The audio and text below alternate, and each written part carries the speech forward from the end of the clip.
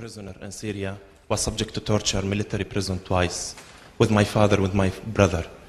We all were in the same military prison for one time, and when my mom died, the neighbors buried my mom. It's not very sad story because it's very common in Syria this time. It's very common. And not only the gender problem in the panel to see Ribal al-Asad here. His father committed crimes against humanity in Hama. He killed 40,000 human beings, wiped down the city. Wiped down the city. Where's the money you came from with ANN TV, with your business workers?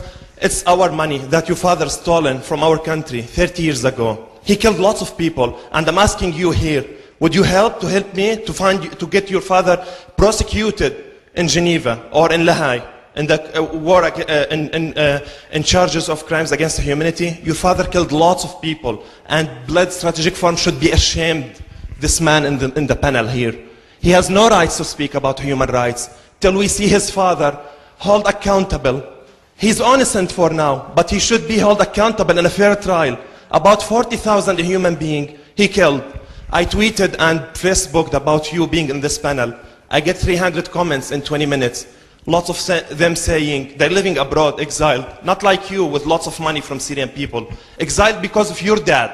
And they're asking you to ask your dad where's their parents. From Tadmor prison. Your dad killed 1,000 human beings in Tadmor himself. With great respect, Mohammed, I don't think this is the appropriate forum for that discussion. It's forum to have war criminals here representing their father without talking a word about what his father did in the 80s. He killed 40,000 human beings, for God's sake. Human beings are in Europe here. All right. Could you imagine a city being wiped down by this man's father, and he's lecturing here about human rights and freedom and dignity? Thank you. I think you made your point. Thank you very much. Let me now give you are obliged to reply to what was said about him, but you have the right to say something. Yes.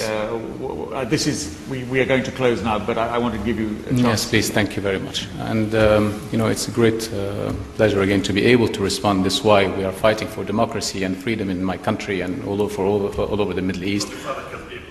Yes, please, this is why. No, it's okay. This is what we have, and this is why Syria is where it is today, because that's the example of opposition that we have in Syria. Everybody is working on hatred, on revenge, on sectarian issues, on whatever. I did not say revenge. Okay.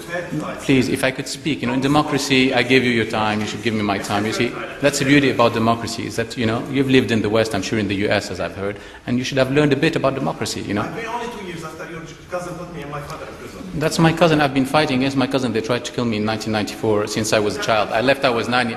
I'm sorry, you had a very good chance to say your piece. Please let him reply. I did not say revenge. I said fair trial. I didn't say revenge. I'm saying I said the language. The language you're using, sir. Please, if you could relax and listen, We are talking about the language you're using. Your father did this, your father did that. Did you give me a chance to defend myself? Did you ask about my father? My father, what you don't know, Mr. Abdullah, is my father left Syria in 1984. My father came out in November 2011, and it's all over the internet, YouTube, at a conference in Paris, and he says, I was never responsible for what happened in Hama.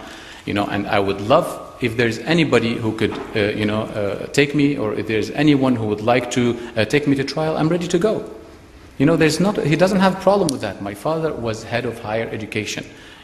He was also head of Unit 569, which was at the time acting as presidential guards, because presidential guards did not exist.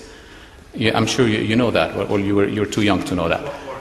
Please, if you let me continue. And you see, in democracy, you cannot throw allegation and throw wrong things, not based on facts, not based on facts. Sir, please, if there's anything, but why would they lie? Of course, would I be working for democracy, and freedom? If he did something wrong, would I be working for democracy and human rights? In democracy and human rights, if it was true, then I would sit quiet. I would live, in some island and not be, seeing everywhere. I wouldn't be chairing the Arab News satellite TV channel ANN, which was the first Arab news network to promote democracy and freedom in Syria and the Middle East. And I'm sure some Arab people who are here on the panel know that.